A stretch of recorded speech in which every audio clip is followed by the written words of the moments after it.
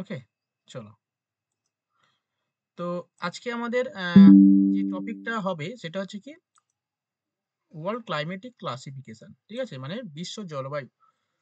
দেখো আমরা আহ, মানে এত কিছু ডিটেলস পড়িনি কোনোদিন, মানে বা পড়েছি কিনা আমি জানি না, ঠিক আছে, হয়তো পড়াইনি বা এর আগে একটা কোশ্চেন দিয়েছিলাম, সেখান থেকে তোমরা বলেছিলে যে এই পার্টটা পড়ানো হয়নি। তো যাই হোক আর কি। তো আমরা আমাদের ভারতবর্ষের ক্লাইমেটটা কেমন সেটা জানি, যে মৌসুমী প্রকৃতির জলবায়ু, মৌসুমী জলবায়ুর অন্তর্গত ভারতবর্ষের জলবায়ু, মানে মৌসুমী জলবায়ু প্রধান দেশ হচ্ছে ভারতবর্ষ, এটা জেনেছি। কিন্তু ওয়ার্ল্ড ক্লাইমেটিক ক্লাসিফিকেশন অর্থাৎ পৃথিবীতে যে বিভিন্ন ধরনের ক্লাইমেট রয়েছে পৃথিবীর বিভিন্ন দেশে, সেগুলো আমরা একটু ডিটেলস একটু জানার চেষ্টা করব, সব দেশে একটু ছোঁয়ার চেষ্টা করব, ঠিক আছে। দেখো ক্লাইমেটিক তো ক্লাস কি বললেন স্যার? হ্যাঁ, ক্লাইমেটিক ক্লাসিফিকেশন মানে হেডিংটা? জলবায়ুর শ্রেণী বিভাগ, বিশ্ব জলবায়ু শ্রেণী বিভাগ। দেখো অ্যাকচুয়ালি এই জলবায়ু আবহাওয়া সেই ছোটবেলায় পড়েছিলাম, আবহাওয়াটা কি আর জলবায়ুটা কি। এই গতকাল আমি যেমন ধরো সোয়েটার পরেছিলাম, তো ঠান্ডা ছিল, ওয়েদার ঠান্ডা ছিল, সেখানে সোয়েটার পরতে হয়েছিল গতকালে। আজকে দেখি সকাল থেকে সোয়েটার পরা হয়নি, মানে সোয়েটার গায়ে দিচ্ছি না, মানে ঠান্ডা নেই মনে হয়। তার মানে হচ্ছে কালকের ওয়েদার আর আজকের ওয়েদারের মধ্যে অনেক ডিফারেন্স রয়েছে। কালকের একটু শীতল ওয়েদার ছিল, আজকের একটু গরম ওয়েদার, সেই কারণে আমরা কি করতে পারছি না, আমি সোয়েটার গায়ে দিইনি। ঠিক আছে, তোমরাও একই রকম, তাই তো? তোমাদের কেমন অবস্থা বলো, অনিন্দিতা, তোমাদের ওখানে কেমন অবস্থা এখন? স্যার একটু গরমের আমেজ পড়ে গরম গেছে। আছে। গরম পড়ে গেছে। আর দুদিন আগে কি পড়তে, সোয়েটার পড়তে না? হ্যাঁ স্যার। তার মানে তুমি বাঁকুড়াতে বসে আছো, বা হচ্ছে অনিন্দিতা ধরো কোথায় বসে আছে এখন? হুগলি হুগলি। হুগলি। তাহলে আমাদের দক্ষিণ চব্বিশ পরগনা আর হুগলি আর এই বাঁকুড়া, তার মানে আমরা এই যে বাঁকুড়া, হুগলি, দক্ষিণ চব্বিশ পরগনা, এই যে অঞ্চলে আমরা বাস করি, এখানকার আবহাওয়া সেম টাইপ, অর্থাৎ একই রকমের আবহাওয়াগত বৈশিষ্ট্য নিয়ে যখন কোনো একটা অঞ্চল বিরাজ করে, ঠিক আছে, সেটাকে জলবায়ুর মধ্যে বলে ফেলে দেব, যে একই ধরনের ওয়েদার পড়ছে। এবারে ওয়েদার মানে কি, আবহাওয়া মানে কি, আবহাওয়ার বিভিন্ন উপাদান থাকে সেখানে। সেগুলো কি কি? উষ্ণতা, আর্দ্রতা, বায়ু প্রবাহ, হ্যাঁ, বা হচ্ছে তোমার ওই বৃষ্টিপাত, এইগুলো হচ্ছে কি আবহাওয়ার উপাদান। মানে কি, আমাদের এখানে বৃষ্টি হলে তোমাদের ওখানেও হবে, আমাদের এখানে টেম্পারেচার কম হলে তোমাদের এখানেও হবে, সেম।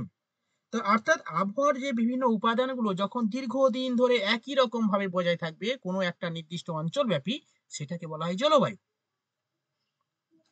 ঠিক আছে। অর্থাৎ প্রায় 30 থেকে 40 বছরের প্রায় একই ধরনের জলবায়ু, মানে আবহাওয়া যদি সেম থাকে সেটাকে বলা হয় জলবায়ু। আবহাওয়া সেম থাকতে হবে অঞ্চলে।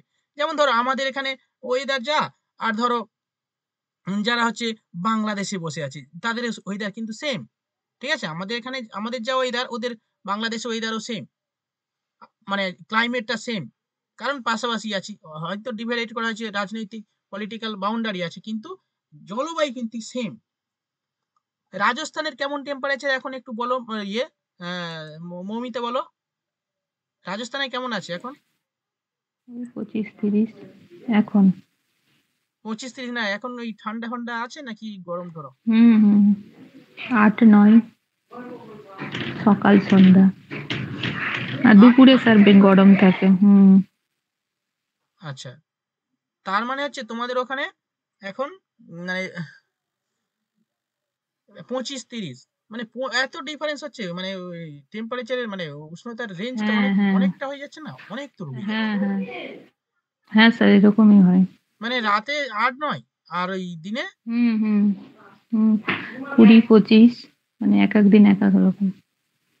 তাহলে তো অনেক তো পরিবর্তন হয়, মানে মানে দৈনিক যে গড় উষ্ণতার যে প্রসার সেটা তো অনেক বেশি, তাই না?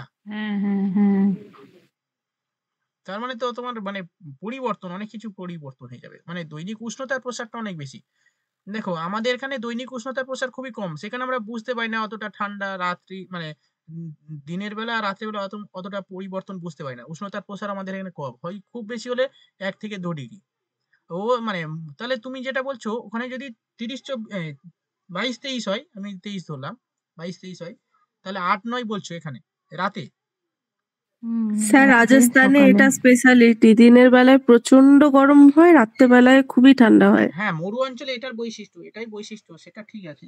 এবারে ও তো যেখানে আছে ওটা রাজস্থান আছে, কিন্তু রাজস্থানের মরু অঞ্চলে। হ্যাঁ স্যার, মরু অঞ্চলেরই পার্ট এটা। আচ্ছা আচ্ছা, ওকে। তো হ্যাঁ, এবারে হচ্ছে এই যে মানে রাজস্থান বা মরু অঞ্চলের বৈশিষ্ট্য হচ্ছে এরকম যে দিনে প্রচন্ড গরম এবং রাতে প্রচন্ড ঠান্ডা।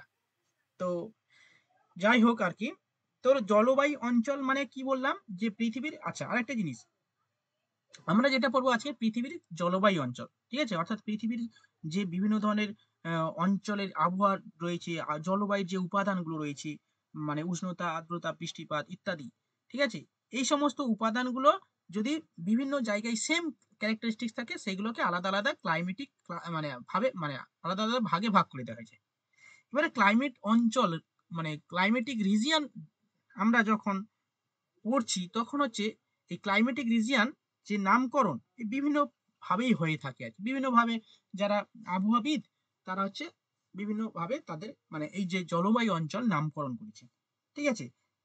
যেমন ধরো আমরা হচ্ছে ধরো নিরক্ষীয় অঞ্চল, এই সরি আমরা হচ্ছে ধরো যার যে সমস্ত অঞ্চল আমরা বলি একটা নিরক্ষীয় অঞ্চল আছে না, নিরক্ষীয় জলবায়ু অঞ্চল আছে না, তার মানে হচ্ছে এই নিরক্ষটা কি, নিরক্ষীয় মানে কি, একটা অক্ষাংশ, তাই না?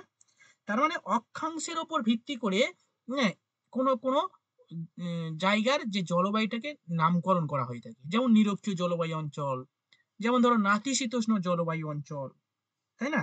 তার মানে বা ক্রান্তীয় জলবায়ু অঞ্চল, তার মানে হচ্ছে জলবায়ু অঞ্চল নির্ধারণের ক্ষেত্রে একটা ফ্যাক্টরস যেটা আবহাওয়াবিদরা নির্ধারণ করছে, তার মধ্যে একটা হচ্ছে ফ্যাক্টরস কি, অক্ষাংশ,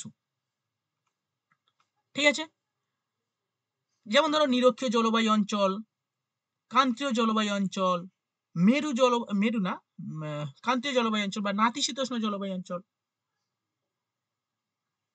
আবার কিছু কিছু জলবায়ু অঞ্চল নির্ধারণ নামকরণ করা হয়েছে, যেমন ধরো আমাদের মৌসুমী জলবায়ু অঞ্চল। মৌসুমীটা কি গো? মৌসুমীটা কি? হ্যালো, কি গো, কারেন্ট নেই নাকি? মৌসুম কথার অর্থ হচ্ছে ঋতু স্যার। হ্যাঁ, মৌসুম স্যার কথার এটা অর্থ তো হচ্ছে সিজনাল উইন্ড। ঋতুভিত্তিক। মৌসুম কথার অর্থ ঋতু। হ্যাঁ, ঋতু। মৌসুমীটা কি মানে? স্যার এটা জলবায়ু। সিজনাল উইন্ড তো। জলবায়ু। জলবায়ু তো নামকরণ মানে করা হয়েছে জলবায়ু অঞ্চল, মৌসুমী জলবায়ু অঞ্চল, কিন্তু অরিজিনালি এটা কি?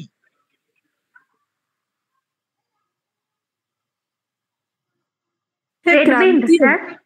হ্যাঁ, কি বলছো? ঋতু স্যার, একটা ঋতু তো, মৌসুমী ঋতু। ঋতু কি করে হয়? মৌসুমী ঋতু হয়? তুমি আমাদের গ্রীষ্ম, বর্ষা, শরৎ, হেমন্ত, শীত, বসন্ত এগুলো ঋতু পড়েছি, মৌসুমী ঋতু আছে? না না, মানে যখন নাতিশীতোষ্ণ আবহাওয়া থাকে, না শীত না বর্ষা থাকে, আমরা বলি না যে মৌসুমী সিজন চলছে। হ্যাঁ, না স্যার, মৌসুমীটা তো স্যার একটা বায়ু প্রবাহ, কারণ Yes. এইটার প্রভাবেই তো ভারতবর্ষে বৃষ্টিটা হয়। হ্যাঁ, বর্ষাটা তো মৌসুমী বায়ুর জন্যই আসে। একদম ঠিক, এইটাই আমি চাইছিলাম। মৌসুমী একটা বায়ু প্রবাহ, তাই না? তো মৌসুমী বায়ু প্রবাহ হয়, প্রবাহিত হয়, মৌসুমী বায়ু প্রবাহিত হয়, সেটা কোথায়? এই ভারতবর্ষে। একটা হচ্ছে কি, দুটো মৌসুমী বায়ু প্রবাহিত, একটা দক্ষিণ পশ্চিম মৌসুমী বায়ু, আর একটা এটা যেটা হচ্ছে আমাদের বর্ষাকাল হয় দক্ষিণ পশ্চিম মৌসুমী বায়ু প্রভাবের কারণে, আর শীতকাল হয় উত্তর পূর্ব মৌসুমী বায়ুর কারণে। অর্থাৎ এই মৌসুমী একটা বায়ু প্রবাহ। তাহলে এই বায়ু প্রবাহের ওপর ভিত্তি করে অর্থাৎ একটা জলবায়ু অঞ্চল নির্ধারণ করা আছে, সেটা হচ্ছে মৌসুমী জলবায়ু অঞ্চল। যেমন আমাদের Bharat, Bangladesh, Pakistan, Indonesia, Malaysia, Cambodia, Sri Lanka, etc, এই সমস্ত অর্থাৎ দক্ষিণ পূর্ব এশিয়া যে দেশগুলোতে যে জলবায়ু বিরাজ করে বেশিরভাগ দেশে, সেটা হচ্ছে কি মৌসুমী জলবায়ু। অর্থাৎ মৌসুমী জলবায়ু অঞ্চল নির্ধারণের ক্ষেত্রে আরেকটা গুরুত্বপূর্ণ ফ্যাক্টর, সেটা কি, বায়ু প্রবাহ, ঠিক আছে? অর্থাৎ বায়ু প্রবাহ উপর ভিত্তি করে নামকরণ করা হচ্ছে মৌসুমী জলবায়ু অঞ্চল।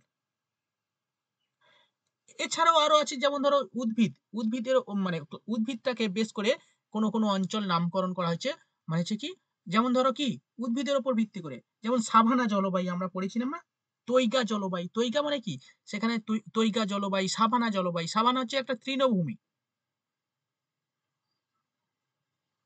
ঠিক আছে? এই সাভানা তৃণভূমির উপর নাম করে নামকরণ করা হয়েছে। বা অনেক দেশের নাম অনুসারে বা অনেক হচ্ছে রাজনৈতিক পলিটিক্যালি ম্যাপ অনুযায়ী জলবায়ু অঞ্চল নির্ধারণ করা হয়। ঠিক আছে, যেমন ধর চীন দেশের যে জলবায়ু আছে, যে চীন এই এটা হচ্ছে চীন দেশীয় জলবায়ু বলা হয়, ইটিসি। ঠিক আছে, এবার হচ্ছে এগুলো জলবায়ু অঞ্চল নামকরণ করা হয়েছে, যে পৃথিবীর বিভিন্ন দেশে যে জলবায়ু অঞ্চলগুলো নামকরণ করা হয়েছে তার গুরুত্বপূর্ণ ফ্যাক্টরস গুলো বললাম আর কি। ঠিক আছে, এবারে ক্লাইমেটিক ক্লাসিফিকেশন করতে গিয়ে যে আবহবিদরা রয়েছে তারা বিভিন্ন ধরনের প্রবলেমের সম্মুখীন হয়েছে। বলছে ভাই কিসের উপর ভিত্তি করে জলবায়ু অঞ্চল নির্ধারণ করব? হ্যাঁ, তো এই জলবায়ু অঞ্চল নির্ধারণ করতে গিয়ে বিভিন্ন মানে আবহবিদ, যেমন কোপেন রয়েছে বা হচ্ছে থর্নওয়েড হ্যাঁ, রয়েছে। আপনি মৌসুমীটা কি বললেন একটু বলবেন? একটা ফোন এসে গেছিল। মৌসুমী বায়ুর উপর ভিত্তি করে একটা জলবায়ু নির্ধারণ করা হয়েছে যার নাম হচ্ছে মৌসুমী জলবায়ু অঞ্চল। ওকে, হ্যাঁ, সেটা তো আপনি জিজ্ঞেস করছিলেন না মৌসুমীটা কি, তো ওটা অ্যান্সারটা কি হবে? মৌসুমী বায়ু প্রবাহ। বায়ু প্রবাহ। ঋতু মৌসুমী যে প্রথমে আচ্ছা বললো না, আচ্ছা। বায়ু প্রবাহ ঋতু। মৌসুমী একটা বায়ু প্রবাহ। ঠিক আছে, তো অ্যাকচুয়ালি এই যে বিভিন্ন ধরনের আবহবিদ আর কি জলবায়ু অঞ্চল নির্ধারণের ক্ষেত্রে কিছু কিছু ফ্যাক্টরস নিয়ে গুরুত্বপূর্ণ ভূমিকা বলছে যে এই ফ্যাক্টরস এর উপর ভিত্তি করে আমরা ক্লাইমেটিক ক্লাসিফিকেশন করেছি। তো আমরা খুব ডিটেলস পড়বো না, তবে একটা অ্যাভারেজ পড়ে যাব যে এই বিষয়ের উপর ভিত্তি করে দেখো কোপেন, থর্নওয়েড বা তোমার বিভিন্ন ধরনের ট্রিও আর্থ বলে বিভিন্ন আবহবিদ বিভিন্ন ক্লাইমেটিক ক্লাসিফিকেশন করেছেন। তো তারা স্পেশালি কোন কোন বিষয়ের উপর ভিত্তি করে ক্লাইমেটিক ক্লাসিফিকেশন করেছে? মূলত প্রথমে যেটা পড়বে সেটা হচ্ছে কি উষ্ণতা, টেম্পারেচার। ঠিক আছে, টেম্পারেচার, মানে উষ্ণতা, বৃষ্টিপাত বা হচ্ছে স্বাভাবিক উদ্ভিদ না, ধরো ওই মৃত্তিকা। ঠিক আছে, মেন যে বিষয় দুটো কাজ মানে বিশ্বের উপর সব থেকে বেশি জোর দেওয়া হয়েছে সেটা হচ্ছে কি বৃষ্টিপাত, উষ্ণতা আর স্বাভাবিক উদ্ভিদ। কিছু কিছু ক্ষেত্রে মৃত্তিকাকে ভূমিকা দেওয়া হচ্ছে, অর্থাৎ জলবায়ু অঞ্চল নির্ধারণের ক্ষেত্রে যে চারটে ফ্যাক্টরস গুরুত্বপূর্ণ ভূমিকা পালন করে সেগুলো কি? একটা উষ্ণতা, একটা বৃষ্টিপাত, একটা হচ্ছে স্বাভাবিক উদ্ভিদ আর একটা মৃত্তিকা। এই ফ্যাক্টরস এর উপর ভিত্তি করে বিভিন্ন ধরনের ক্লাইমেট মানে আবহবিদ তারা হচ্ছে ক্লাইমেটিক ক্লাসিফিকেশন করেছেন পৃথিবীর বিভিন্ন অঞ্চলকে। ঠিক আছে, তো বিভিন্ন আবহবিদ বিভিন্ন ভাবে পৃথিবীর জলবায়ুকে ভাগ করেছেন। তো কোপেন, থর্নওয়েড ইত্যাদি ইত্যাদি অনেক তারা অনেক পৃথিবীকে অনেকগুলো ভাগে ভাগ করেছেন, কিন্তু অ্যাকচুয়ালি তার মেন ভাগ বা ছোট ছোট ভাগ মিলে অনেক হয়ে যাবে, তো সব তো আমরা পড়বো না, সব পড়তে গেলে আমাদের লাগবেও না। তো অ্যাকচুয়ালি এই যে কোপেন পৃথিবীকে জলবায়ু অঞ্চলে ভাগ করে দিয়েছেন, মূলত 5টা মানে জলবায়ু অঞ্চলকে ভাগ করেছেন। এবং সামগ্রিকভাবে আমরা সমস্ত আবহবিদদের যে ক্লাইমেটিক ক্লাসিফিকেশন যেগুলো করেছেন আর কি এই সমগ্র পৃথিবীকে, তার উপর ভিত্তি করে যে মেন জলবায়ু অঞ্চলগুলো আমরা মানে জানি সেইগুলো হচ্ছে কি, সেইগুলো আমরা আজকে ডিটেলসে পড়বো। যেমন ধরো নিরক্ষীয় জলবায়ু অঞ্চল। ঠিক আছে, দেখো যেমন ধরো নিরক্ষীয় জলবায়ু অঞ্চল, সাভানা জলবায়ু অঞ্চল বা মৌসুমী জলবায়ু অঞ্চল, ভূমধ্যসাগরীয় জলবায়ু অঞ্চল। ঠিক আছে, বা হচ্ছে নাতিশীতোষ্ণ জলবায়ু অঞ্চল, বা ধরো তুন্দ্রা জলবায়ু অঞ্চল বা পার্বত্য জলবায়ু, এই সমস্ত বিভিন্ন ধরনের মানে জলবায়ু অঞ্চল রয়েছে। সেগুলো কি কি? 1 নম্বর বললাম যে নিরক্ষীয় জলবায়ু অঞ্চল, 2 নম্বর কি মৌসুমী জলবায়ু অঞ্চল, 3 নম্বর কি ভূমধ্যসাগরীয় জলবায়ু অঞ্চল, 4 নম্বর কি তৈগা জলবায়ু অঞ্চল, নেক্সট তুন্দ্রা জলবায়ু অঞ্চল, আরো হচ্ছে বিভিন্ন ধরনের যে মরু জলবায়ু অঞ্চল। এই সমস্ত জলবায়ু অঞ্চল সম্পর্কে আমরা একটু হালকা করে জেনে নেব।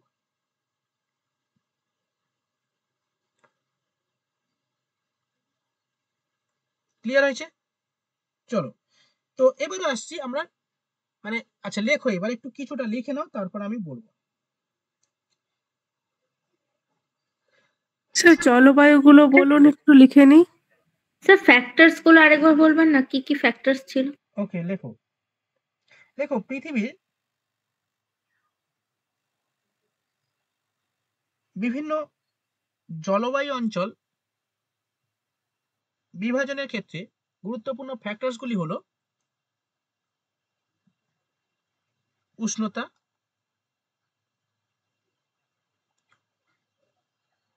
স্যার আরেকবার বলবেন পৃথিবীর বিভিন্ন জলবায়ু। হ্যাঁ, পৃথিবীর বিভিন্ন জলবায়ু অঞ্চল নির্ধারণের ক্ষেত্রে গুরুত্বপূর্ণ ফ্যাক্টরস গুলি হলো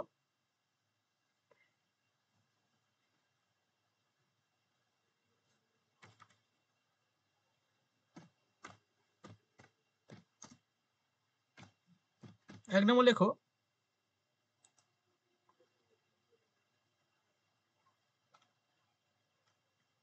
উষ্ণতা, 2 নম্বর বৃষ্টিপাত, 3 নম্বর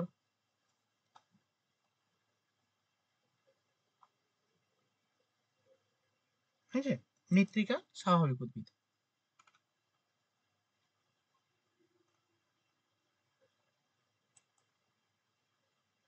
কি বললেন? উষ্ণতা, বৃষ্টিপাত?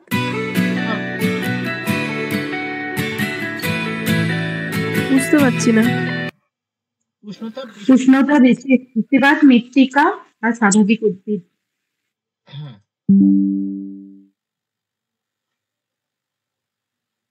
হয়েছে।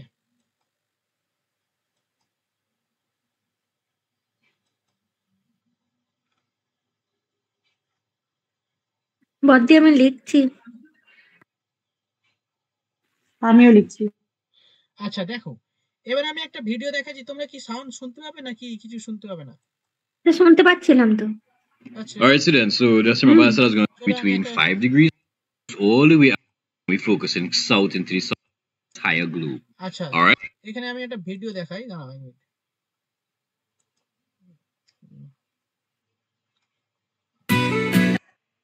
আবার দেখা যাচ্ছে না।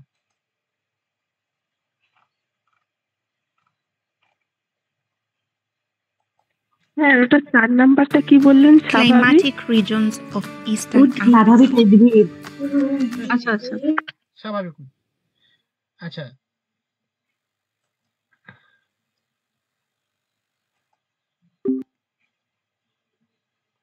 হ্যালো, কেটে গেল নাকি? আচ্ছা তোমরা হ্যালো হ্যালো হ্যালো, তোমরা আছো না চলে গেছো? কেটে গেল মনে হয়।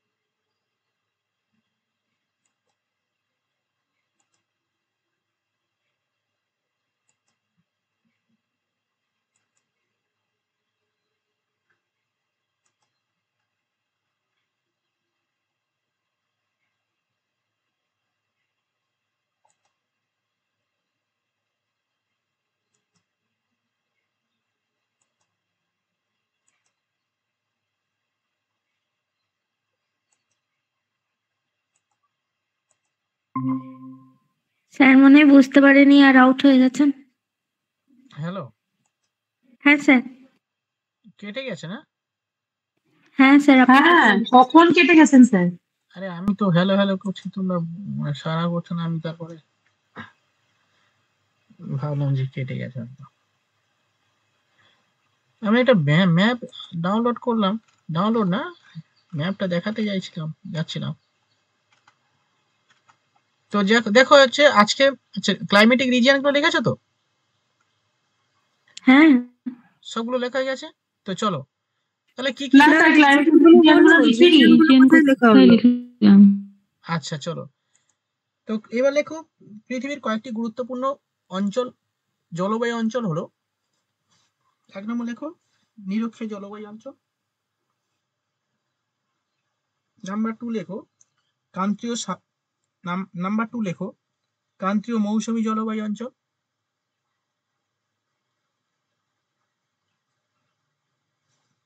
ক্রান্তীয় মৌসুমী জলবায়ু অঞ্চল।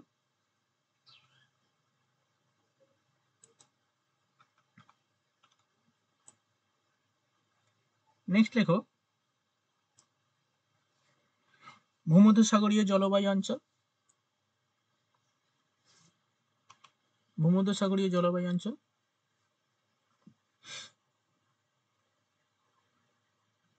নেক্সট লেখো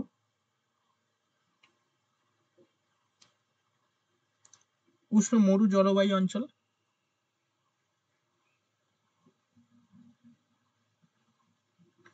নেক্সট পার্বত্য জলবায়ু অঞ্চল। নেক্সট তুন্দ্রা জলবায়ু অঞ্চল। নেক্সট তৈগা জলবায়ু অঞ্চল।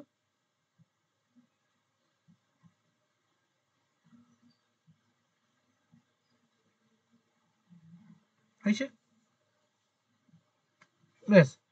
তো আজকে যেটা আমরা মানে এবার হেডিং করো নিরক্ষীয় জলবায়ু অঞ্চল। আর লাস্টের গুলো একটু বলুন না। লাস্টে কি বললাম বলে দাও তো। ভূমধ্যসাগরীয় জলবায়ু অঞ্চল লিখেছো?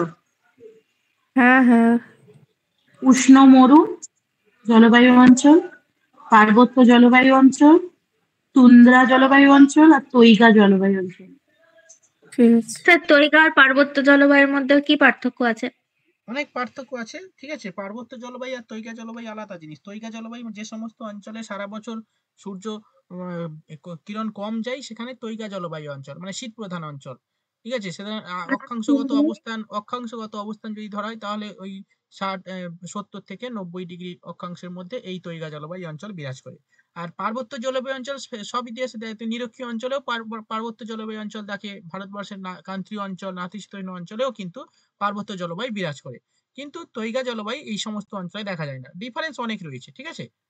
তৈগা না না স্যার, তুন্দ্রাটা স্যার, তুন্দ্রাটাও তো স্যার হাই অল্টিটিউডের হয় না?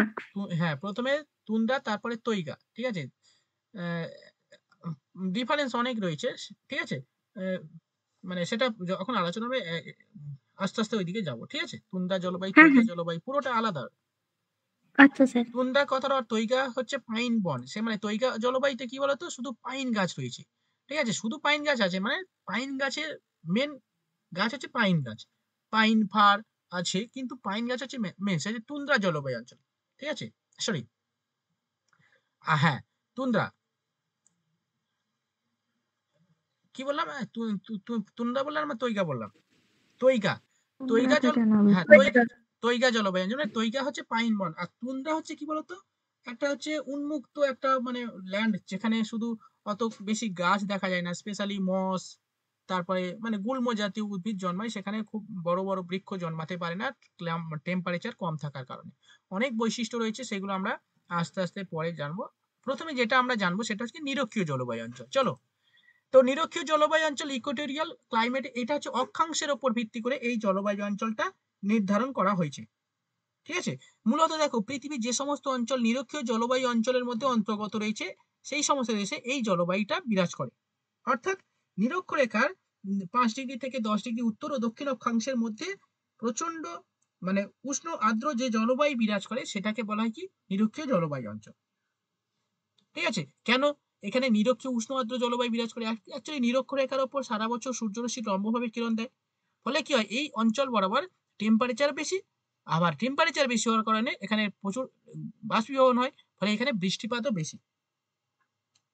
ফলে এই অঞ্চলটা ক্রান্তীয় বৃষ্টি অরণ্যের অন্তর্গত এবং সারা বছর এখানে উষ্ণ আর্দ্র মানে জলবায়ু বিরাজ করে। এখানে পৃথিবীতে একটাই জলবায়ু অঞ্চল আছে যেখানে পৃথিবীতে একটাই জলবায়ু বিরাজ করে। যেমন ধরো আমাদের এখানে মানে বিশাল ডাইভার্সিটি। হ্যাঁ, কিছুদিন আগে শীত হয়ে গেল, কিছুদিন আগে না কালকে শীত হলো, আজকে এসে বসন্ত পড়ে গেল, ঠিক আছে। দুদিন আগে শীত আর দুদিন পরে বসন্ত, ফুরফুরে মেজাজ, ঠিক আছে। হালকা হালকা ফুরফুরে হাওয়া আসবে আর হেভি ওয়েদার, মানে এরকম ওয়েদার কোথায় পাবে? একমাত্র ভারত ছাড়া কোথাও পাবে না। হ্যাঁ, তো কিন্তু এই নিরক্ষীয় জলবায়ু যে সারা বছর তুমি ওখানে শুধু বৃষ্টিপাত পাবে, উষ্ণতা মানে প্রচন্ড গরম আর প্রচন্ড জলবায়ু মানে বৃষ্টিপাত হচ্ছে, মানে পৃথিবীতে এমন একটা অঞ্চল যেখানে একটাই জলবায়ু বিরাজ করে, সেটা কি নিরক্ষীয় জলবায়ু অঞ্চল। এই কোন কোন দেশে এই নিরক্ষীয় জলবায়ু বিরাজ করে? দেখো আমরা ভালো করে যদি দেখি, এই দক্ষিণ আমেরিকার মধ্যে যদি চলে যায় প্রথমে, এই দক্ষিণ আমেরিকার মধ্যে দেখো এটা নিরক্ষরেখা। এই নিরক্ষরেখা মানে 0 ডিগ্রি। এই 0 ডিগ্রির উত্তরে 10 ডিগ্রি আর দক্ষিণে 10 ডিগ্রি। এই অক্ষরেখা বরাবর অর্থাৎ 5 ডিগ্রি, এই 10 ডিগ্রি উত্তর ও দক্ষিণ অক্ষরেখা বরাবর যে সমস্ত অঞ্চল রয়েছে সেইখানে এই নিরক্ষীয় জলবায়ু বিরাজ করে। যেমন ধরো দেখো ইকুয়েডর, কলম্বিয়া, ব্রাজিল। দেখো এই ব্রাজিল হচ্ছে পৃথিবীর সব থেকে বড় নিরক্ষীয় জলবায়ু অঞ্চল। দেখো ব্রাজিল, এটা হচ্ছে ব্রাজিল। ব্রাজিল দেশটা দেখো কত বড়। হ্যাঁ, এইটা হচ্ছে পুরো, এইখানে সেলভা অরণ্য রয়েছে, এই সেলভা অরণ্য। ব্রাজিল হচ্ছে সেলভা অরণ্য বলা হয় ব্রাজিলকে, ঠিক আছে। সেলভা অরণ্যের দেশ বা ব্রাজিলকে হচ্ছে আমাজনীয় জলবায়ু বলা হয় বা সেলভা জলবায়ু এই অঞ্চলে বিরাজ করে বা ব্রাজিলে বিরাজ করে। এছাড়াও কি রয়েছে দেখো আশেপাশে সুরিনাম, গুয়ানা, ভেনেজুয়েলা, ঠিক আছে। দেখো ভেনেজুয়েলা শহরে দেখে দিয়েছে। কলম্বিয়া, দেখো কলম্বিয়া, সুরিনাম, দেখো এই সুরিনামে। আচ্ছা, এই ব্রাজিল, দেখো ব্রাজিল কি দেখে দিয়েছে। এই ইকুয়েডর, ইকুয়েডরকে দেখে। এগুলো হচ্ছে নিরক্ষীয় জলবায়ু অঞ্চলের মধ্যে পড়ছে। এটা কোথায়? এটা হচ্ছে দক্ষিণ আমেরিকা মহাদেশের এই সমস্ত দেশগুলোতে এই নিরক্ষীয় জলবায়ু বিরাজ করে। এবার যদি পেরু হবে, হ্যাঁ পেরুটা হবে না ওটা? পেরু, হ্যাঁ হবে, উত্তরের অংশ। দেখো অ্যাকচুয়ালি পেরু তো এইখান থেকে শুরু হচ্ছে, এই অংশে পেরু তো অবশ্যই আছে। পেরু, চিলি হবে না, পেরু হবে। এই পেরু দেখো উত্তরের অংশে, এই অংশগুলো হচ্ছে নিরক্ষীয় জলবায়ুর অন্তর্গত। এগুলো বলিভিয়ার কিছু অংশ রয়েছে। আচ্ছা, এবার আমরা যদি আফ্রিকাতে চলে যাই, এবার মহাদেশগত হিসাবে আফ্রিকা যদি মহাদেশে চলে যাই, তাহলে আফ্রিকা মহাদেশে অনেকগুলো দেশে এই নিরক্ষীয় জলবায়ু বিরাজ করে। দেখো আমরা যদি ভালো করে দেখি জুম করে, দেখো হ্যাঁ এই নিরক্ষরেখা দেখতে পাচ্ছি, ঠিক আছে। এখানে কি কি দেশ পড়ছে ভালো করে দেখো। এটা হচ্ছে কি, হ্যাঁ, Gabon, Kenya, Somalia, South Sudan, Congo, এটা হচ্ছে ডেমোক্রেটিক রিপাবলিক অফ কঙ্গো। দেখো হ্যাঁ এটাই কঙ্গো, এটা হচ্ছে কঙ্গো। কঙ্গো হচ্ছে main, Congo, Gabon, Tanzania, Kenya, Somalia, South Sudan, Angola, এই সমস্ত দেশে হচ্ছে নিরক্ষীয় জলবায়ু বিরাজ করে। এবার আমরা যদি এশিয়া মহাদেশের দিকে যাই, আফ্রিকা হয়ে গেল, এবার আসছি এশিয়া মহাদেশ। স্যার এটা কি নিরক্ষীয়টা কি পুরো সাউথ আফ্রিকাতেই থাকে? না, পুরো সাউথ আফ্রিকাতে না। সাউথ আফ্রিকা আলাদা জিনিস আর আফ্রিকা আলাদা জিনিস। দেখো সাউথ আফ্রিকা যেটা বলছো সেটা হচ্ছে এটাকে বলা হয় সাউথ আফ্রিকা, ঠিক আছে। এটা সাউথ আফ্রিকা। আর আফ্রিকা পুরো মহাদেশ, আফ্রিকা হচ্ছে মহাদেশ। আফ্রিকা মহাদেশের মধ্যে অনেকগুলো দেশ আছে। দেখো নাইজার, মালি, অ্যাঙ্গোলা, এই আলজেরিয়া। আর আফ্রিকা ইউনিয়ন, হ্যাঁ আফ্রিকান, দেখো আফ্রিকান ইউনিয়ন আর আফ্রিকা আলাদা।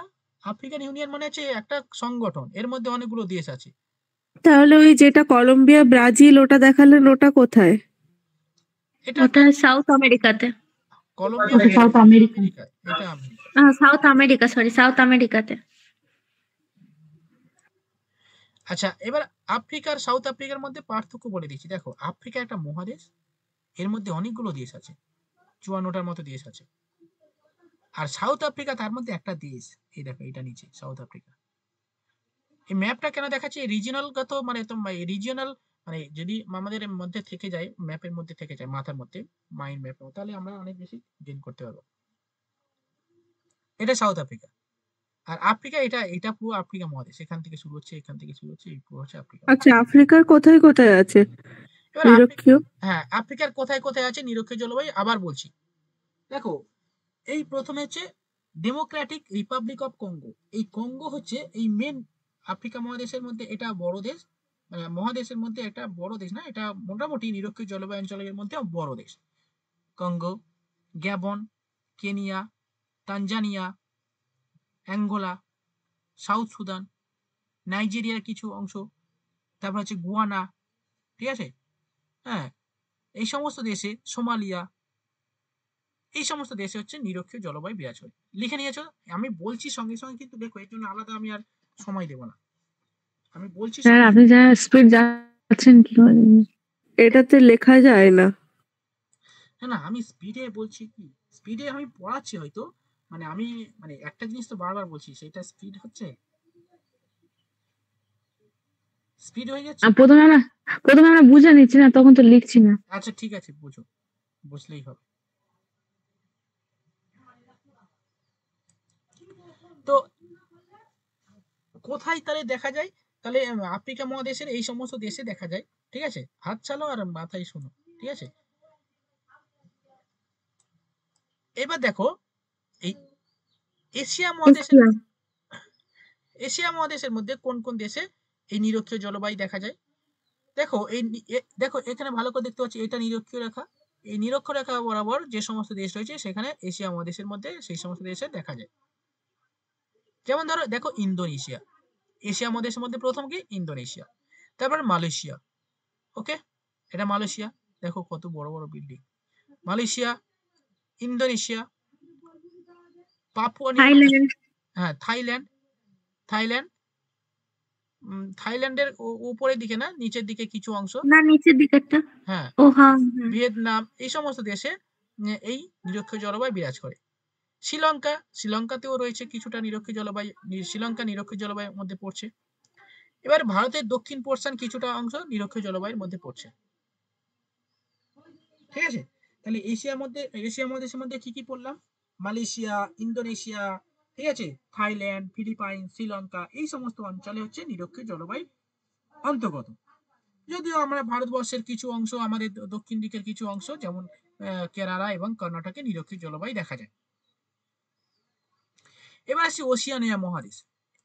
এটা হচ্ছে ওশিয়ানিয়া মহাদেশ, অস্ট্রেলিয়া, তারপরে এই ছোট ছোট দেশ যে সমস্ত দেশ আছে, দেখো পাপুয়া নিউ গিনি, এখানে হচ্ছে পাপুয়া নিউ গিনি, এটা হচ্ছে পাপুয়া নিউ গিনি। এই পাপুয়া নিউ গিনিতে এই হচ্ছে, এছাড়া রয়েছে মাইক্রোনেশিয়া, এখানে মেলানেশিয়া, মাইক্রোনেশিয়া আছে, এই সোলোমন আইল্যান্ড, ফিজি, এই ফিজি, টোঙ্গা, এগুলো কি বলতো ছোট ছোট দেশ, ঠিক আছে? এই ফিজি, টোঙ্গা, হ্যাঁ, বা এই দেখো সোলোমন আইল্যান্ড, সোলোমন আইল্যান্ড, এটা হচ্ছে ভানুয়াতু আইল্যান্ড, এগুলো ছোট ছোট আইল্যান্ড, মানে প্রশান্ত মহাসাগরে অবস্থিত এক একটা আইল্যান্ড, ছোট ছোট, এগুলোকে মাইক্রোনেশিয়ার মধ্যে ফেলে দেওয়া হচ্ছে। যেমন ধরো এই আরো ছোট ছোট দেশ আছে, দেখো এই দেখো ভানুয়াতু, নিউ ক্যালিডোনিয়াল, ঠিক আছে? এগুলো প্রশান্ত মহাসাগরের মধ্যে অবস্থিত একটা ছোট ছোট, দেখো এটা পুরো তো প্রশান্ত মহাসাগর, দেখো আমি এটা পুরো দেখাচ্ছি,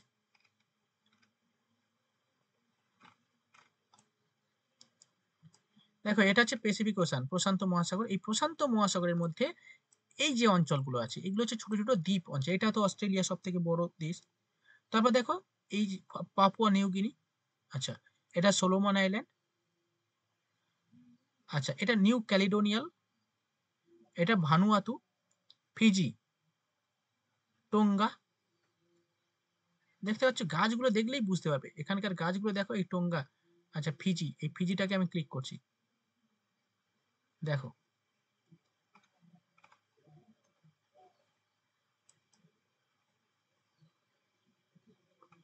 দেখো এগুলো এখানকার ফিচার্স, প্রাকৃতিক ফিচার্স। দেখো দেখো এই যে জলবায়ু, গাছগুলো দেখো, গাছগুলো দেখলেই বুঝতে পারবে। আচ্ছা আর নেই, বেশি আর দেখাচ্ছে না।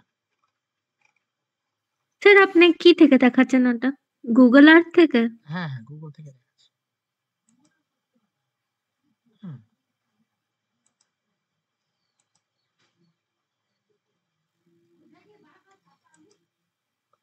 আচ্ছা এই ফিজি গেল। এবার টোঙ্গা, এগুলো ছোট ছোট দেশ, এগুলো নাম কোনোদিন শোনোনি তোমরা, শুনেছো, অনেকেই শুনেছে, কিন্তু মানে যারা মানে ডিটেলস পড়াশোনা করে তারা অবশ্যই শুনেছে টোঙ্গা। এই টোঙ্গা হচ্ছে একটা ছোট্ট দেশ, ঠিক আছে? টোঙ্গা, এই টোঙ্গা হচ্ছে দেখো, দেখো এই যে গাছগুলো দেখতে পাচ্ছ না, ঘন জঙ্গল, এগুলো নিরক্ষীয় জলবায়ুর মধ্যে পড়ছে, ঠিক আছে? এই সব প্রশান্ত মহাসাগরের মাঝে অবস্থিত ছোট ছোট দ্বীপ, এই দেখো, হ্যাঁ এইগুলো টোঙ্গা সি বিচ। দেখো এই লোকেরা, দেখো একদম কালো কালো লোক,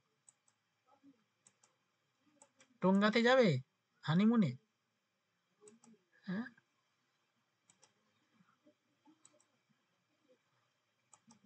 কি নার্গিস, চলে যাও, এইসব জায়গায় তোমার তো হয়ে গেছে, ঠিক আছে। স্যার একটা উপরে নিয়ে যান, একটা ছোট আর একটা বড় দ্বীপ আছে যেটা আলাদা করেছে রাশিয়া আর এশিয়াকে। উপরে যান না স্যার, উপরে দেখুন একটা আচ্ছা, দ্বীপ আছে হ্যাঁ, বেরিং স্ট্রেটের কাছে। বেরিং প্রণালী। হ্যাঁ বেরিং, হ্যাঁ ওই স্টেটের কাছে দুটো ছোট ছোট দ্বীপ আছে, একটা বড় একটা ছোট। বড়টা রাশিয়ার, ছোটটা হচ্ছে এশিয়ার। এই ছোটটা হচ্ছে আমেরিকার। ওটার নাম কি? কি আলাস্কা? না আলাস্কা নয়, ছোট। এই তো এই তো ও ডিউ। আচ্ছা আচ্ছা, হ্যাঁ, ওর নাম কি স্যার এটা? ও আচ্ছা, হ্যাঁ এইটা ডিওমেড, ডিওমেডে। হ্যাঁ, এটা হচ্ছে, হ্যাঁ বিগ ডিওমেড, এটা হচ্ছে রাশিয়ার। হ্যাঁ এটা হচ্ছে বিগ ডিওমেড, আর একটা হচ্ছে এটা ছোট লিটল ডিওমেড। ডিওমেড। হ্যাঁ হ্যাঁ, এই মাঝখান থেকে বেরিং প্রণালী গেছে। হ্যাঁ এর মাঝখান দিয়ে এইখানে গেছে। গেলে হয় স্যার, এখানে গেলে হয়। এখানে গেলে শীতে জমে যাবে, শীতে জমে যাবে, তখন আর হানিমুন করতে হবে না, ঠিক আছে, বুঝলা? ওকে, বোঝা গেল। তাহলে দেখেছি দেখুন স্যার, হানিমুন ছাড়া কি যাওয়া যায় না? স্যার এক্সকারশন করতে যাবেন? হ্যাঁ যাওয়া তো যাবে, সবসময় যাওয়া যাবে। পৃথিবীর কত দেশ আছে, আমরা জন্মে কি লাভ, কি করলাম? পৃথিবীর কত দেশ আছে, আমরা ঘুরতে পারলাম না। ভারতটাই আগে ঘুরি, তারপর না স্যার এগুলো যাব। সেটা তো অবশ্যই ঠিক, আমরা পশ্চিমবঙ্গ ঘুরতে পারলাম না ভালো করে। যেমন ধরো যেমন এরা তো সব জায়গায় ঘুরে এসছে, বিভিন্ন জায়গায়, ডালিয়া, তারপরে মৌমিতা, এরা বিভিন্ন জায়গায় ঘুরে, বছরে 4-5টা করে যায়, বিভিন্ন জায়গায় ঘুরে, ঠিক আছে। তো আমরা পশ্চিমবঙ্গেই থেকে ঘর থেকেই বেরোতে পারছি না। কি করলাম লাইফে? আমরা গরিব মানুষ স্যার, দেশে থাকি। সেটাই কথা, সবাই যদি ঘুরতে যায় দেশ, আপনি চিংড়ি ফুটে গিয়ে চিংড়ি ভাজা খান। সেটাই কথা। আমি চিংড়ি ফোটা আমার ঠিক আছে, চলো, আমি যেমন লোক সেরকম। তো যেটা বলছিলাম, তাহলে নিরক্ষীয় জলবায়ু অঞ্চল কোন কোন দেশে দেখা যায় সেটা আমরা পড়লাম। ওকে, এবার আসবো নিরক্ষীয় জলবায়ু বৈশিষ্ট্য, খুবই গুরুত্বপূর্ণ নিরক্ষীয় জলবায়ু বৈশিষ্ট্য। ওকে, তো এগুলো বললে আর শেষ হবে না, ঠিক আছে, কন্টিনিউয়াস। দেখো অ্যাকচুয়ালি নিরক্ষীয় জলবায়ু যে সমস্ত বৈশিষ্ট্য, প্রথমে আমি কয়েকটা গাছ দেখাই তোমাদেরকে। নিরক্ষীয় জলবায়ু যে সমস্ত গাছগুলো দেখতে পাবো আমরা, সে খুবই দেখো ঘন জঙ্গলে পরিপূর্ণ। এই দুই একটা গাছ দিয়ে দিয়ে দেখো, এই দেখতে পাচ্ছ, মানে একটা এই সামান্য এইটুকু দেখেই বুঝতে পারবে যে এখানকার জলবায়ু কেমন, এখানকার গাছগুলো কেমন হয়। স্পেশালি এখানে প্রচুর টেম্পারেচার, প্রায় 27 ডিগ্রির বেশি, 27 মানে অ্যাভারেজ টেম্পারেচার বললাম 27 ডিগ্রি। হ্যাঁ, তো এর থেকে বেশি হবে, মানে এর থেকে কম হবে না, টেম্পারেচার অনেক বেশি, 35, 36, 37, 40 ডিগ্রি পর্যন্ত টেম্পারেচার। এবং বৃষ্টিপাত অত্যাধিক, 200 সেন্টিমিটার 250 সেন্টিমিটার বেশি বৃষ্টিপাত হয়, এবং প্রতিদিন বৃষ্টিপাত হয়, ঠিক আছে। ফলে কি হয়, এখানে এই অঞ্চলকে, মানে প্রতিদিন বৃষ্টিপাত হয় বলে এখানকার এই অঞ্চলকে 4 o'clock রিজিয়ন বলা হয়। 4 o'clock রিজিয়ন বলা হয় কেন? কারণ এখানে দিনের বেলা প্রচন্ড টেম্পারেচারের কারণে প্রচুর জল উপরে বাষ্পীভূত হয়ে যায়, এবং বিকালে ঠিক 4টের সময় বৃষ্টিপাত ঘটে। এখানে একে 4 o'clock রিজিয়ন বলা হয়, প্রতিদিন বৃষ্টিপাত হওয়ার কারণে, ঠিক আছে। আরেকটা কি, এখানে যে গাছগুলো বৃষ্টিপাত হওয়ার তাহলে স্যার এটা কি লিখবো একটু বলে দেবেন না? আচ্ছা একটু হালকা করে বলে দিই, তারপর লিখে নেব। আচ্ছা, এখানে প্রচুর টেম্পারেচার এবং বৃষ্টিপাত হওয়ার কারণে এখানকার গাছগুলো খুবই বড় হয় এবং ঘন জঙ্গলে পরিপূর্ণ হয়, এবং গাছগুলো এত বড় বড় হয় যে 3-4টে স্তরে বিভক্ত হয়ে যায়। 3টে স্তর দেখা যায় এই অঞ্চলে, মানে প্রথমে 0 থেকে 15 মিটার পর্যন্ত, তারপর 15 থেকে 30 মিটার, তারপর 30 থেকে 45 মিটার, ঠিক আছে। ঘন ঘন, মানে যে যত তাড়াতাড়ি বাড়তে পারবে সে উপরে যাবে আর কি। এবং গাছগুলো খুবই শক্ত হয় এবং খুবই কঠিন হয়, এবং ঘন জঙ্গলে পরিপূর্ণ গাছগুলো থেকে, মানে এবং জীববৈচিত্র্যের ভান্ডার পরিপূর্ণ থাকে এই অঞ্চলটা, ঠিক আছে। স্যার গাছের মাঝখানে কি চাঁদোয়ার সৃষ্টি হয়? কারণ আপনি যখন 3টা স্তর বলছেন। হ্যাঁ, অবশ্যই চাঁদোয়ার সৃষ্টি হয় গাছের এই 3টে, মানে এবং এত বেশি, মানে চাঁদোয়ার সৃষ্টি হয় বলে এখানে দিনের বেলায় সূর্যের আলো প্রবেশ করতে পারে না, এই কারণে একে চিরগোধূলির অঞ্চল বলা হয়। হ্যাঁ, এখানে চিরগোধূলির অঞ্চল বলা হয়। মানে দেখো পুরো গাছে দ্বারা মানে গাছ এমনি আমরা দেখতে পাচ্ছি অন্ধকার না, এখান থেকে ক্যামেরা থেকে ফটো তুলেছে পুরো অন্ধকার লাগছে, মানে স্যার এখানকার এটা ম্যানগ্রোভ, হ্যাঁ এটা ম্যানগ্রোভ। এটা ম্যানগ্রোভ না, এটা হচ্ছে মানে সমুদ্রের কাছে যে স্যার এটা, তা আপনি জঙ্গলে যান? জঙ্গলে যেতে গেলে আবার ফিরে আবার জঙ্গলে ঢুকবো কোথায়, জঙ্গল এখানে নেই, জঙ্গল দেখাতে গেলে দেখি আমাজনে যাই, ব্রাজিলে যাচ্ছে,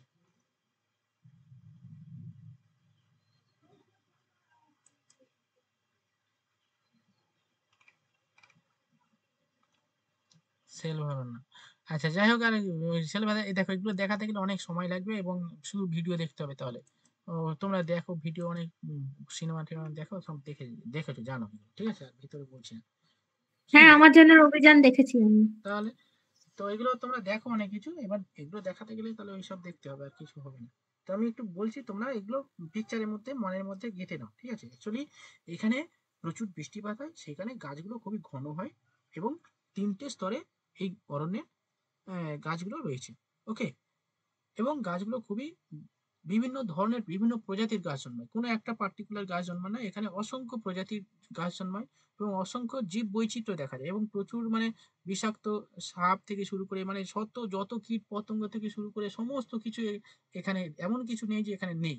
এইখানে একে বলা হয় মানে হটস্পট বলা হয়, জীব বৈচিত্র্যের হটস্পট বলা হয় এই সিলভার অরণ্য বা নিরক্ষীয় জলবায়ু অঞ্চল। কেন? এখানে যেমন উদ্ভিদ দেখা যায় ঠিক সেরকম প্রাণী প্রজাতিও দেখা যায়। বর্ষাকালে তো আমরা দেখো আমাদের এখানে বর্ষাকালে কি হয়, বর্ষাকালে যেমন প্রচুর মানে গাছপালা জন্মায় ছোট ছোট, সেরকম স্যাঁতস্যাঁতে ভিজে থাকার কারণে নোংরা টোংরা থাকার কারণে কত সব জীবাণু টিবাণু বের হয় না, জন্মায়, তো ওখানে সবসময় এরকম থাকে, ঠিক আছে। আচ্ছা, এবার হচ্ছে এখানে সারা বছর একটাই ঋতু থাকে, কোনো ঋতু পরিবর্তন হয় না, ঠিক আছে। এবং হচ্ছে ওই যে চিরগোধূলির অঞ্চল কেন বলা হয়, কারণ এখানে কোনো দিন মানে সূর্যের আলো প্রবেশ করতে পারে না, এখানে একে চিরগোধূলির অঞ্চল বলা হয়। তো এখান থেকে এই কোটা কমপ্লিট হয়ে গেছে।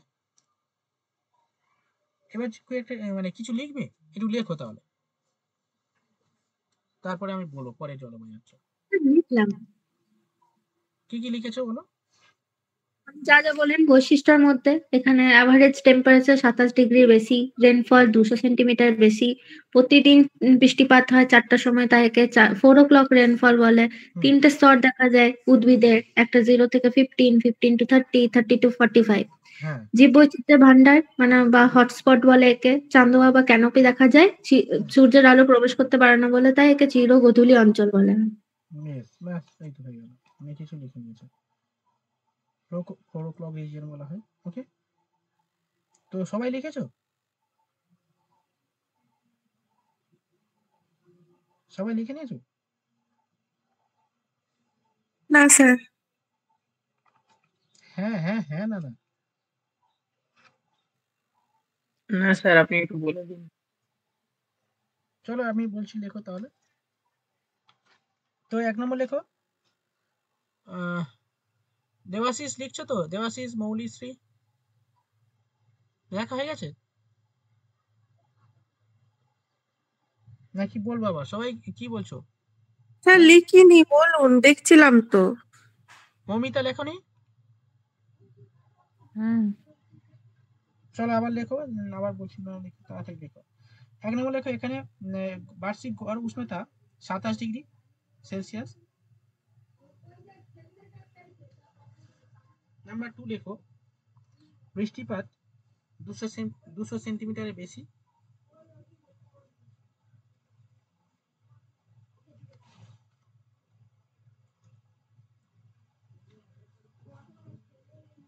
স্যার বার্ষিক গড় উষ্ণতা কত বললেন?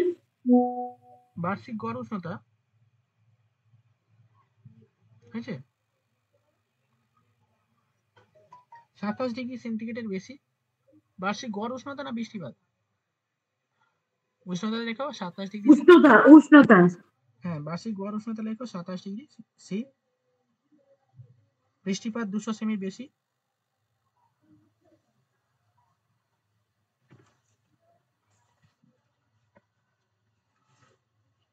নেক্সট লেখো,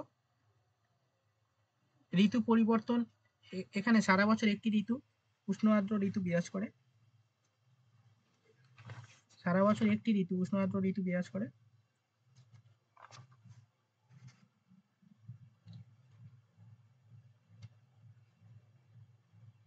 হয়েছে? নেক্সট দেখো,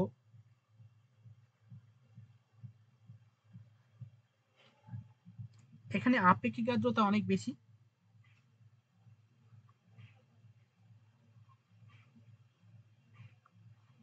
প্রায় 80 থেকে 90%।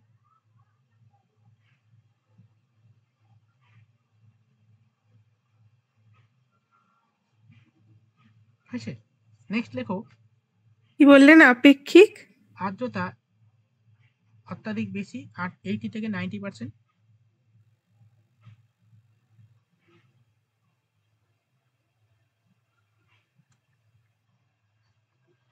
হয়েছে? হ্যাঁ। এই অঞ্চলকে 4 o'clock রিজিয়ন বলা হয়, কারণ প্রতিদিন বিকাল 4টের সময় বৃষ্টিপাত হয় বলে।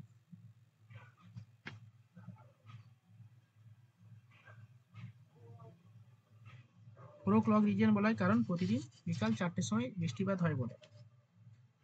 নেক্সট দেখো,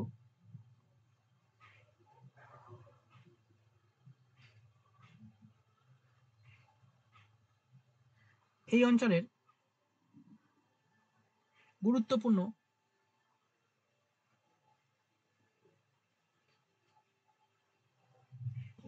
স্বাভাবিক উদ্ভিদ হলো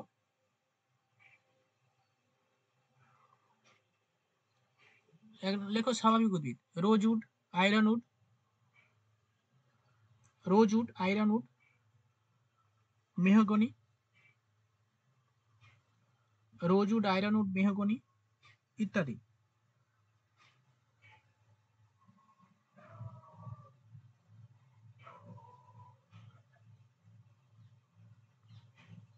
ইত্যাদি।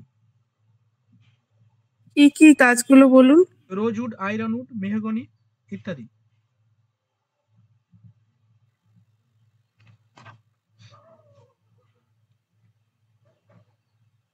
আচ্ছা, এখানে এগুলো লেখা হয়ে গেছে। ওই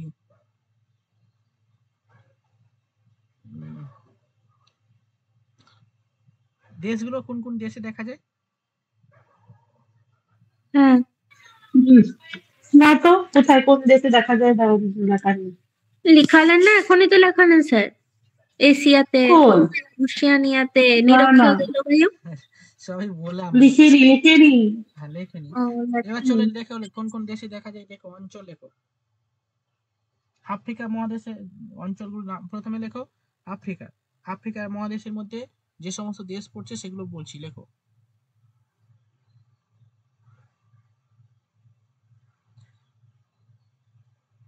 লেখো, আফ্রিকা মহাদেশের মধ্যে যে সমস্ত দেশগুলো বলছি সেগুলো লেখো। 1 নম্বর লেখো কঙ্গো। নেক্সট লেখো গ্যাবন। নেক্সট লেখো অ্যাঙ্গোলা।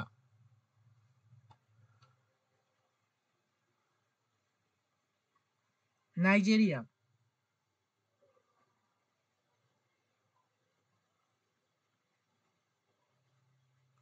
টোঙ্গা, এই টোঙ্গা না, নাইজেরিয়া। তারপর লেখো কেনিয়া, টাঙ্গানিয়া। উগান্ডা, তানজানিয়া ইত্যাদি।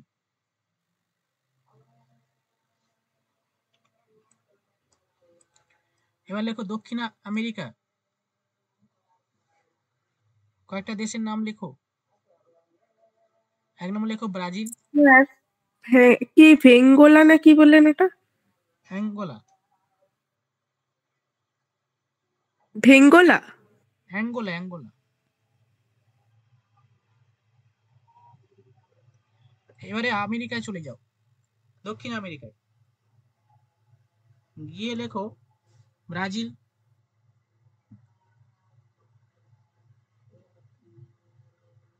ইকুয়েডর,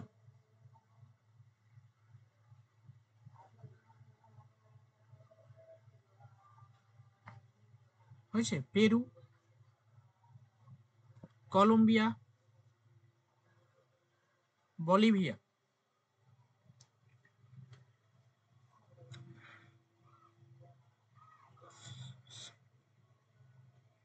এবার চলে যাও এশিয়া।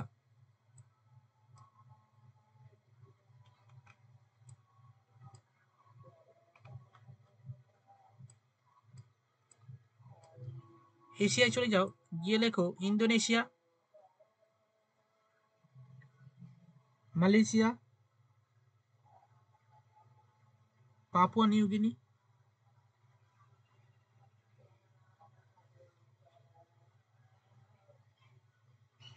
এবার চলে যাও। আচ্ছা কি বললেন? ইন্দোনেশিয়া, মালয়েশিয়া, তারপরে New Guinea, Papua New Guinea. ব্যাস হয়ে যা, আর যেতে হবে না।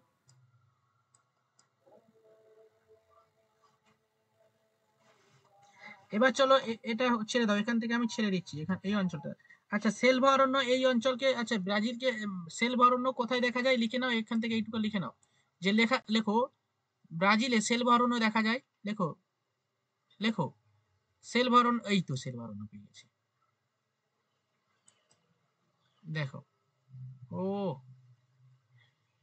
এইটা দেখো ব্রাজিল, ঠিক আছে। হ্যাঁ দেখো আমাজন নদী, আমাজন নদীর এটা হচ্ছে চারপাশে যে গাছগুলো দেখতে পাচ্ছ, এটা হচ্ছে সেলভা অরণ্য। ও মাই গড,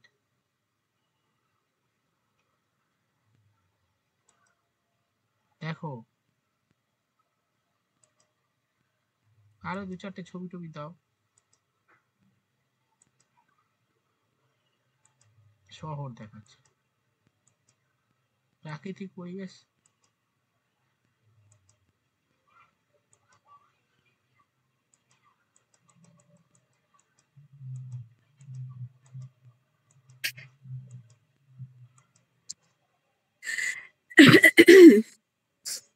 দেখো এটা এটা সেলভা অরণ্য, ঠিক আছে। তো সেলভা অরণ্য লেখো, এটি লেখো ব্রাজিলে অবস্থিত সেলভা অরণ্য, একে পৃথিবীর ফুসফুস বলা হয়, কারণ পৃথিবীর মোট অক্সিজেনের 20% এই অরণ্য থেকে পাওয়া যায় বলে একে পৃথিবীর ফুসফুস বলা হয়।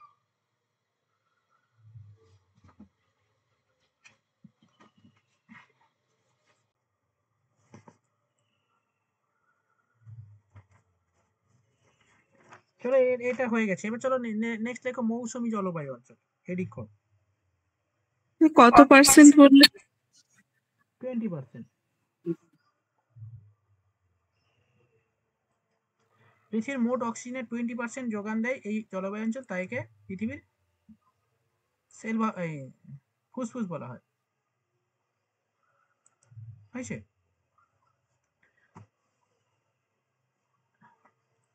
আচ্ছা মৌসুমী জলবায়ু অঞ্চল তো আমরা জানি, তাই না? কারণ হচ্ছে আমরা তো মৌসুমী জলবায়ু অঞ্চলের মধ্যে আছি, যে এটা না লিখে ভূমধ্যসাগরীয়টা লেখো, কি বলো? চলো এবার লেখো স্যার যদি কোনো অন্যরকম কিছু থাকলে তো লিখিয়ে দিন না। চলো লেখো মৌসুমী জলবায়ু অঞ্চল, হেডিং করো।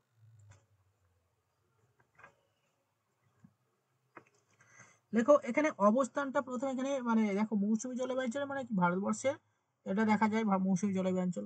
কোন কোন দেশে দেখা যায় আদর্শ মৌসুমী জলবায়ু অঞ্চল বলা হয়? দেখো ম্যাপটা দেখো, দেখো এই ভারতবর্ষে হচ্ছে মৌসুমী জলবায়ু অঞ্চল, হ্যাঁ আদর্শ মৌসুমী জলবায়ু অঞ্চল দেখা যায়। কেন মৌসুম কেন বলা হচ্ছে? মৌসুম থেকে এসেছে, যেটা রাজি বললো, মৌসুম থেকে এসেছে। কেন? মৌসুম কথার অর্থ ঋতু, অর্থাৎ ভিন্ন ঋতুতে ভিন্ন ধরনের বায়ু প্রবাহিত হয়। তার উপর ভিত্তি করে প্রাচীনকালে আরব মানে প্রথম হচ্ছে ভারতীয় দার্শনিকরা প্রথম এই মৌসুমী বায়ুর উৎপত্তি ঋগ্বেদে এটা উল্লেখ করা ছিল আর কি। ঋগ্বেদে প্রথম বলা হয়েছিল, বা এখানে যে ভারতে মৌসুমী বা মৌসুমী কথাটা উল্লেখ ছিল আর কি। মৌসুমী জলবায়ু, মৌসুমী কথাটা তখন ছিল না, তখন হচ্ছে মরুদ বলা হতো।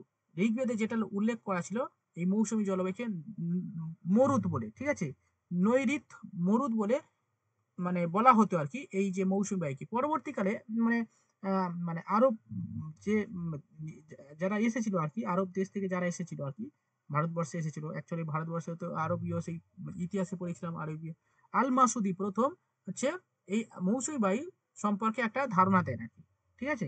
এবং সেখান থেকে আর কি উনি বলেছিলেন আর কি মৌসুমী মনসিন থেকে এসেছে মৌসুমি, এটা একটা আরবি শব্দ মৌসুমি, ঠিক আছে।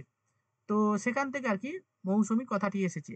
হ্যাঁ, তো পরবর্তীকালে এই মৌসুমী বায়ু সম্পর্কে অনেক বিশদ আলোচনা হয়, অনেক মানে গবেষণা হয় আর কি। এডমন্ড হ্যালি বা অনেকে বলেছেন আর কি, গবেষণা করেছে, অত কিছু ডিটেলসে জানতে হবে না। তো যেটা হয় আর কি, ভারতে দুটো মৌসুমী বায়ু দেখা যায়, দু ধরনের, একটা হচ্ছে উত্তর পূর্ব মৌসুমী বায়ু আর একটা দক্ষিণ পূর্ব মৌসুমী বায়ু, ঠিক আছে। অর্থাৎ দুটো ঋতুতে, ভিন্ন ঋতুতে বিপরীত দিক থেকে যে বায়ু প্রবাহিত হয় তাকে বলা হয় কি মৌসুমী বায়ু। এই মৌসুমী বায়ু কি কি বললেন মৌসুমী বায়ুগুলো? মৌসুমী বায়ু দুই প্রকার, লেখো, একটা উত্তর পূর্ব মৌসুমী বায়ু আর একটা লেখো দক্ষিণ পশ্চিম মৌসুমী বায়ু।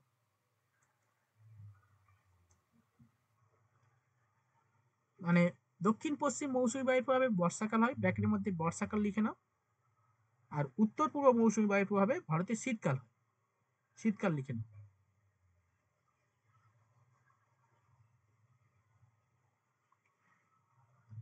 আর এবার আমরা মানে অবস্থান কোন কোন দেশে এই মৌসুমী জলবায়ু দেখা যায় সেগুলো লিখবো। লেখো, অঞ্চল হেডিং করো বা অবস্থান হেডিং করো, কোন কোন দেশে। স্যার উত্তর পূর্বটা কি বললেন? বর্ষাকাল? না, উত্তর পূর্ব শীতকাল। আর দক্ষিণ পশ্চিম? দক্ষিণ পশ্চিম বর্ষাকাল। কি প্রবাহিত হয় স্যার? হ্যাঁ, বর্ষাকালে এই দেবো আমাদের উত্তর দিক থেকে বাতাস আসে না এই শীতকালে, ওটা হচ্ছে উত্তর পূর্ব মৌসুমী বায়ু।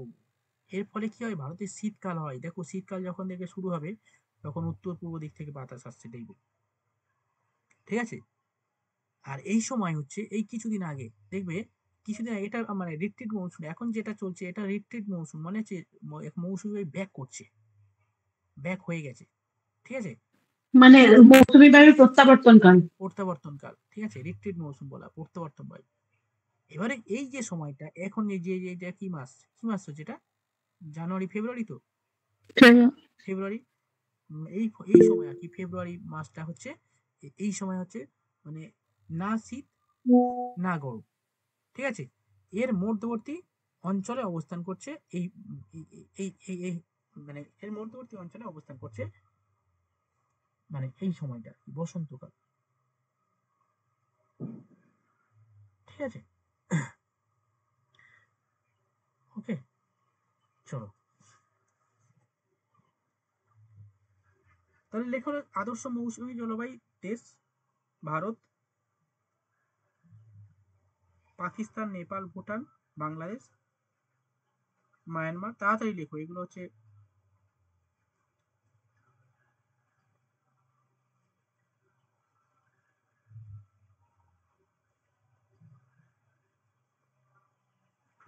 Bharat, Bangladesh, Pakistan, Myanmar, Laos, Cambodia.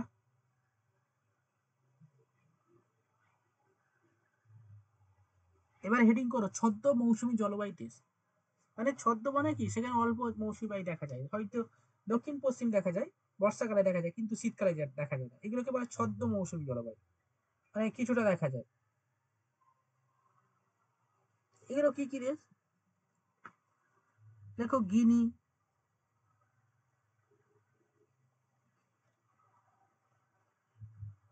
Liberia প্রভৃতি। গিনি, তারপর কি বলেন? লাইবেরিয়া লাইবেরিয়া না সাইবেরিয়া? সাইবেরিয়া না, লাইবেরিয়া। কি স্যার এগুলো? গিনি, লাইবেরিয়া? এগুলো একটা দেশ। গিনি, লাইবেরিয়া। এখানে কি মানে কি বললেন এটা বুঝতে পারলাম না।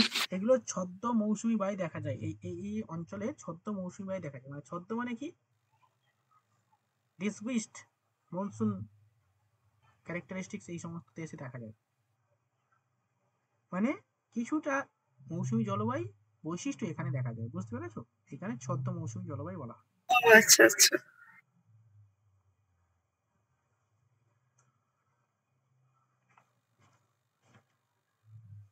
আচ্ছা, এখানে আরো কিছু কিছু জিনিস আছে, যেহেতু ভারতের মৌসুমী জলবায়ুর মধ্যে কিছু কিছু ছোট ছোট জলবায়ু আছে, কালবৈশাখী, তারপরে লু, আঁধি, পশ্চিমী ঝঞ্ঝা, আম্র বৃষ্টি, এগুলো তো সব জানো, লিখে দিয়েছি, তাই তো? তবুও আমরা একটু হালকা করে একটু জেনে নেবো, লিখবো, যেহেতু এই অংশে লিখছি, ঠিক আছে? তো এই মৌসুমী বায়ু মানে কিছু বৈশিষ্ট্য আছে, আমরা একটু জেনে নেবো, ঠিক আছে? এই মৌসুমী বায়ু কি, এক নম্বর হচ্ছে ঋতু নিয়ন্ত্রিত বায়ু প্রবাহ। মানে কি, এটা বিভিন্ন ঋতুতে, দুটো ঋতুতে দু ধরনের বায়ু প্রবাহিত হয়, সেখানে ঋতু নিয়ন্ত্রিত বায়ু প্রবাহ বলা হয়, ঠিক আছে? নেক্সট হচ্ছে মৌসুমী বিস্ফোরণ, এইটা একটু পয়েন্টে লেখো, লেখো মৌসুমী বিস্ফোরণ।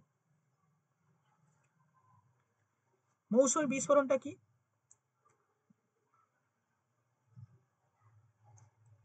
হয়েছে? একটু লিখে নাও, তারপর বলছি। দেখো, জুন মাসের প্রথম সপ্তাহে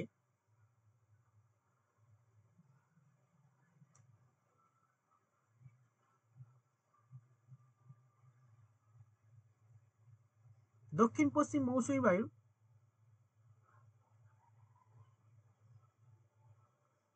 প্রচুর জলীয় বাষ্প সংগ্রহ করে, স্যার আরেকবার একটু বলবেন? দেখো জুন মাসের প্রথম দিকে দক্ষিণ পশ্চিম মৌসুমী বায়ু প্রচুর জলীয় বাষ্প সংগ্রহ করে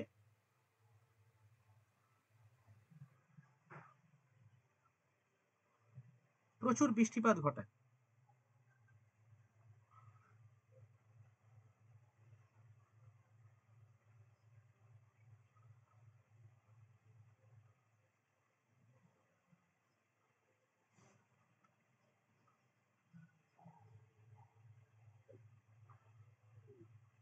ঠিক আছে?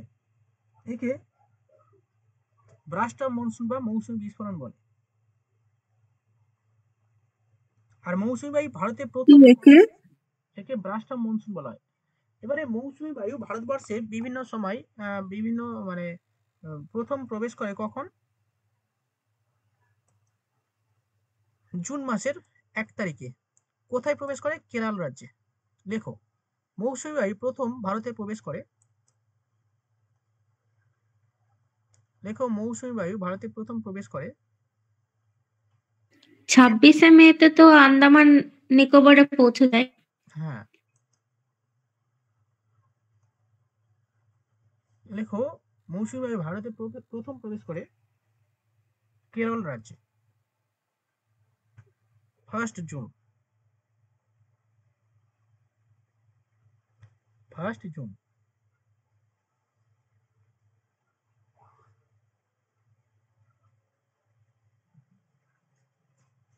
যদি বলে ভারতে কখন প্রবেশ করে, 1 জুন কেরল রাজ্যে, ঠিক আছে?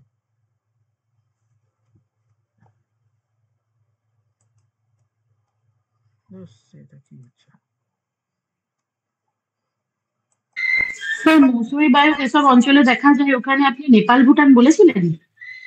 হ্যাঁ,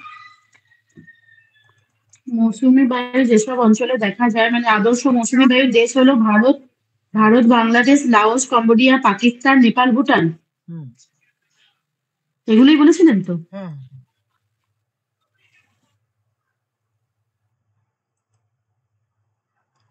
দেখো এটা দেখে নাও, একটা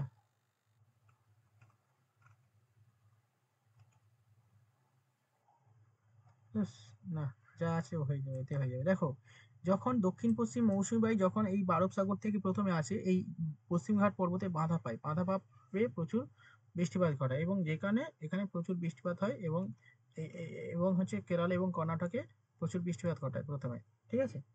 এবং তারপর আরেকটা শাখা, এটা হচ্ছে আরব সাগরী শাখা। ওকে, আরেকটা শাখা আছে বঙ্গোপসাগর থেকে ভারতবর্ষের উত্তর দিকে, অর্থাৎ মেঘালয়, তারপর উত্তর পূর্ব ভারতে বৃষ্টিপাত ঘটায় এবং সারা ভারতে ছড়িয়ে দেয়। এবং প্রথম কেরালা প্রবেশ করে আরব সাগরী শাখা, তারপরে আর কি 5 তারিখ নাগাদ পশ্চিমবঙ্গে প্রবেশ করে, ঠিক আছে? তাহলে পশ্চিমবঙ্গে কবে আসে? 5 তারিখ নাগাদ আর কি, 5 থেকে 10 তারিখের মধ্যে পশ্চিমবঙ্গে চলে আসে মৌসুমী বায়ু। ওকে, এবং প্রথম হচ্ছে আন্দামান নিকোবর দ্বীপে প্রথম আসে মে মাসে নাগাদ, যেহেতু একদম সমুদ্রের উপরে আছে তো সেই কারণে, ঠিক আছে? তো এবার হচ্ছে চলো, মৌসুমী বায়ু হয়ে গেল। এবার লেখো এখানে কয়েকটা ইনফরমেশন লেখো এখান থেকে। কালবৈশাখী,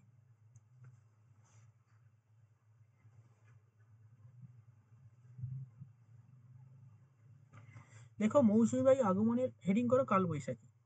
দেখো মৌসুমী বায়ু আগমনের পূর্বে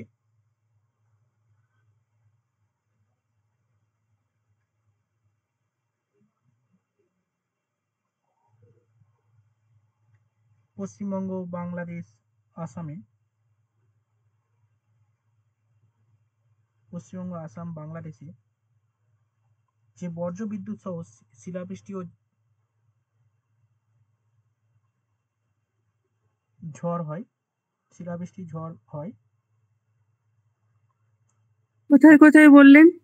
পশ্চিমবঙ্গ,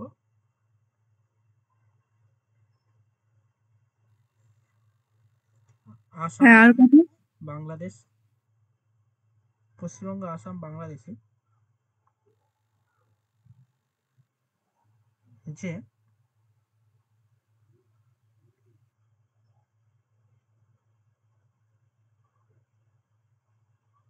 স্যার আরেকবার বলবেন, বাংলাদেশে যে বজ্র বিদ্যুৎ সহ বৃষ্টিপাত হয় তাকে কালবৈশাখী বলে। এর অপর নাম নর ইস্ট, লিখে নাও, কালবৈশাখীর অপর নাম নর ইস্ট।